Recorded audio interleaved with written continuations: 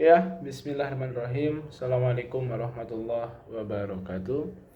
Semoga teman-teman diberikan kesehatan oleh Allah Azza wa Jal. Dan bagi teman-teman yang belum bisa tidur juga, ya semoga Allah Subhanahu wa taala menyembuhkan penyakit teman-teman, ya. Oke, jadi di sini saya akan sedikit cerita terkait apa yang saya alami di sekitar minggu lalu, ya. Selama 3 hari ini saya diuji oleh Allah dengan sebuah penyakit yang disebut sebagai istilahnya sleep anxiety, gitu ya. Nah, jadi ketika itu, ya kebetulan saya ini lagi sakit tenggorokan, ya. Eh, Kemudian saya merasa ada seperti mengganjal di dalam leher saya, gitu ya. Ketika itu mungkin saya tidur siang dan saya masih bisa tidur waktu itu, ya. Dan ngerasa kayak ada yang ngeganjel. Jadi setiap pasal tidur tuh ngerasa kayak nelen nelen nelen nelen gitu kan. Nah, akhirnya pas tidur malam ini, ya, saya mulai terkena namanya sleep anxiety. Jadi setiap mau tidur itu ada rasa nggak enak banget di leher ini, dan rasanya itu pengen nelen terus gitu ya, pengen nelen terus gitu kan. Ya, awalnya saya bingung, ini kenapa sih gitu kan, karena emang sebelumnya pernah kayak gini gitu kan. Tapi saya bingung ketika itu, ya. Dulu pernah gini, cuman nggak separah yang 3 hari kemarin, ya. Saya bingung apakah saya terkena sleep apnea atau terkena gangguan tidur apapun. Pokoknya setiap mau terlelap tidur itu rasanya harus seperti kita tuh harus nelen sesuatu di leher kita, karena ada perasaan nggak enak gitu ya. Jadi karena ketika itu kesalahan saya adalah saya panik gitu kan. Semakin merasa panik dengan hal tersebut, saya kepikirannya enggak apakah ini sleep apnea atau apapun, nanti malah saya sulit lagi seperti dulu ketika hypnixer gitu ya. Akhirnya malah jadi nggak tidur ya. Akhirnya jangan terpaksa, di hari pertama saya terkena sleep anxiety, saya minum sisa-sisa alprazolam. Cuman nggak banyak ketika itu. Jadi satu alprazolam itu saya minum tuh kayak cuman entah seperempatnya atau setengahnya, kayak kecil banget itu ya. 0,5 mg saya minum. Jadi 0,25 atau 0,20 gitu kan, karena sangat kecil sekali ketika itu yang saya minum. Saya minum, alhamdulillah bisa tidur. Cuman kayaknya ketika itu saya baru bisa tidur jam 1, nanti bangun jam sekitar jam 4 gitu ya. Dan besok paginya ketika saya main tidur lagi, karena kan saya merasa masih lelah, saya tidur lagi. Karena biasanya ketika saya sudah mengkonsumsi alprazolam itu, mau ditidurin lagi itu biasanya bisa gitu kan. Pagi bisa tidur, nanti tenang gitu kan. Ternyata qadarullah, mau tidur yang masih kerasa ada sesuatu yang kerasa yang kayak harus ditelan di sini gitu ya. Nah, hari pertama seperti itu. Malamnya ketika mau tidur ya sama, masih ada sesuatu yang harus ditelan. Di setiap mau tidur saya harus nelen. Dan saya mulai mengidentifikasi, kayaknya ini bukan apnea. Kenapa? Karena saya cek saturasi darah, saturasi oksigen itu normal, ya. Kemudian itu normal, tidak nurun sampai ke 80 atau 90, ya 90 bawah kan artinya kan oksigen masuk sedikit, itu tidak. Berarti itu cuma perasaan, ya. Dan yang benar itu ternyata cuma perasaan aja, ya. Atau ketika kita mau tidur, kita ini awareness kita ini kembali lagi. Nah, itu yang biasa disebut sebagai sleep anxiety. Jadi bahkan sleep anxiety pun ketika kita transisi dari fase bangun tidur ke tidur, ya fase tidak tidur ke tidur, itu benar-benar kerasa kayak, oh ini kamu sudah tidur loh. Jadi otak kita ingin membangunkan, ya. Tahapan itu kerasa, oh kayak mau tidur. Jadi begitu lagi. Jadi kerasa di sini dan timbul deg-degan lagi. Akhirnya hari kedua minum alprazolam lagi, ya. Minum alprazolam, dan hari ketiga begitu juga gitu kan. Ternyata saya tuh habis sekitar 1,5 butir alprazolam itu. Berarti sehari sekitar 0,5 butir gitu ya. Oke. Di hari keempat, karena saya sudah khawatir, saya sudah berpasrah banget, akhirnya karena saya nggak mau ketergantungan alprazolam, konsultasi lah saya dengan psikiatri di mana, di Halodoc, ya. Itu dapat obat juga, ya. Konsultasi sekitar, saya lupa, 49.000 atau 50.000 selama setengah jam.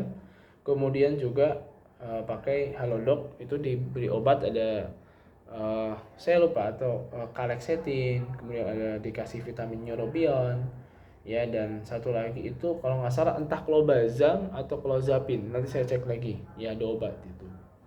Namun ketika itu juga saya ingat, oh dulu saya juga pernah hipnikjir parah nih, nggak sembuh-sembuh. Akhirnya saya apa? Beli air zam-zam. Saya beli air zam-zam ke toko herbal dan juga habatus sauda. Ya, karena yang saya pahami selama ini ketika minum air zam-zam lalu kita berdoa, insya Allah doa kita dikabulkan. Ya, saya minum air zam-zam itu ya beberapa gelas gitu kan. Kalau saya beli yang 100.000 yang satu set utuh, sambil berdoa mudah-mudahan Allah angkat. Saya nggak mau pakai obat, saya nggak mau sleep anxiety terus menerus karena itu begitu melelahkan ya. Kita cuma bisa tidur 2 jam 3 jam satu hari, ya untungnya bisa tidur alhamdulillahnya, tapi ya harus pakai obat.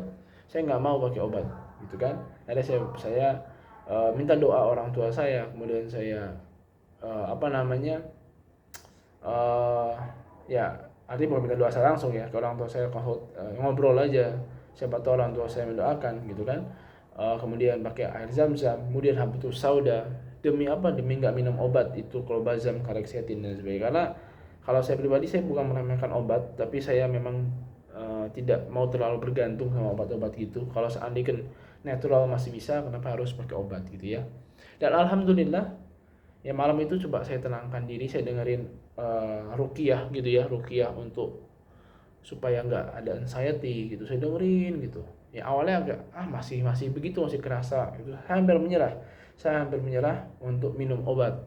Ternyata alhamdulillah ya, berkat rahmat Allah azza wajal, dengan pertolongan Allah saya bisa tidur tanpa obat ya. Tidak tidur ya, meskipun belum terlalu lancar, tapi ketika itu bisa tidur tanpa obat, dan besoknya bisa tidur siang lagi, dan sampai sekarang alhamdulillah biiznillah bisa tidur tanpa obat sedikit pun.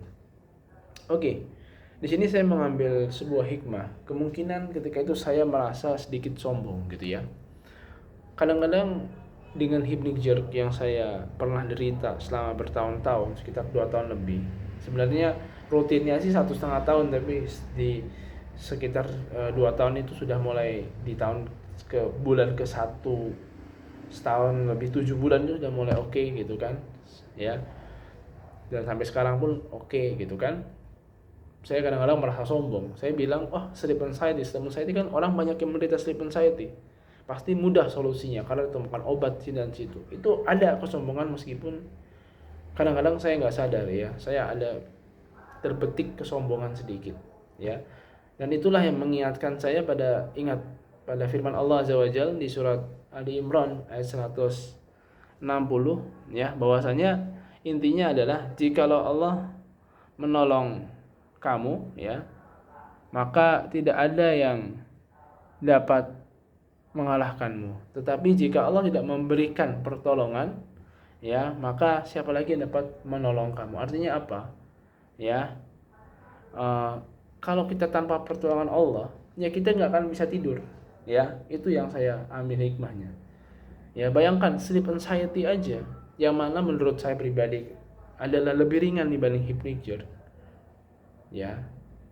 Saya aja harus mengalah dengan pakai obat, baru Allah kasih tidur ya.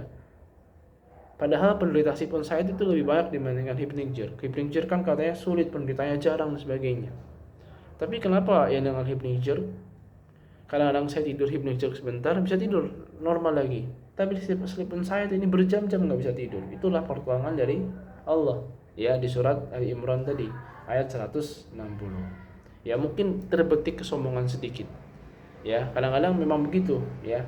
Itu ya kelemahan saya, kadang-kadang terbetik sedikit kesombongan yang saya nggak sadar, sehingga sulit untuk tertidur setelahnya ya.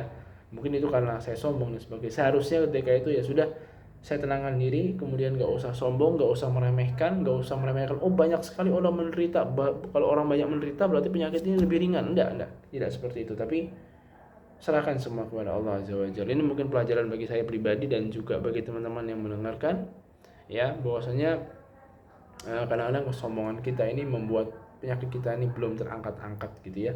Jadi serahkan sepenuhnya kepada Allah ya. Dan kalau mungkin ya masih pakai obat dan ingin turun dosisnya, ingin lepas obat, ya berdoa lagi pada yang menciptakan tidur kita, Allah. Ya, kita jangan seperti orang ateis. Orang ateis itu kan berpikir bahwasanya Kita nggak perlu Tuhan, nggak perlu Allah. Kenapa? Karena sudah tidak ada gap antara kita dengan pengetahuan. Ya padahal enggak.